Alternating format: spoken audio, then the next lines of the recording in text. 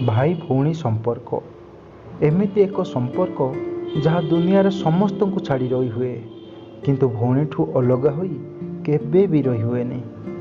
सेथिपाई बोधे बड़ ठाकुर माँ लक्ष्मी को दूरेई रही भौणी सुभद्रा को पाखरे बसिचंती। सतरे केते मधुर ए संपर्क। भौणी पाखे केते सिक्रेट कही हुए, सबुठु भल सांग भी होइथाए। जीवनर किछि स्पेशल घटी बापा माँ को लुचाई भौणी पाखे चुप चुप शेयर करि थांती।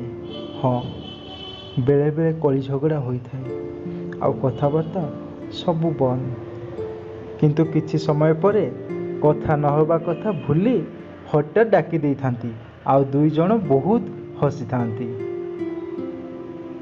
आउ कही थांती आज तू हारीगलु, आज तू हारीगलु।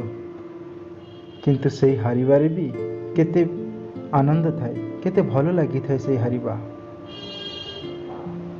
एते सबु भल पाइबा भितरे भी बेले बेले परिस्थिति चापरे हेउ कि कर्तव्य पाई हेउ भाईटी भौणी ठारू दूर को चली जाई थाए। राखी बंधन भली पवित्र दिन रे भाई आसी पारे ना ता भौणी पाखक। भौणी राखी थाली सजाड़ी भाईर आसीबा बाटू चाही बसी थाए, हेले भाई आसी पारिला नहीं। भाई न आसी परिबारु भौणी से बड़ ठाकुर कालिया पाखे राखी रखिदे भाईर सुरक्षा कामना कला।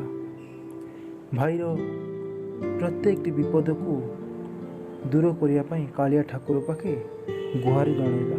सतरे एभली संपर्क कौठु मिलिबो जी निज सुरक्षा जहाँ मागिबाकू चाहूला तांकरी सुरक्षा से जगतर नाथ जगन्नाथ बड़ ठाकुर कालिया पाखरे मागिला। तांको भाई सबुबले भलरे थांतु, प्रत्येक विपद तांको दूर से बोधे ई कालिया बलिया ठाकुर तांको भौणी सुभद्रा को मझिरे सबुबले बसई थांती।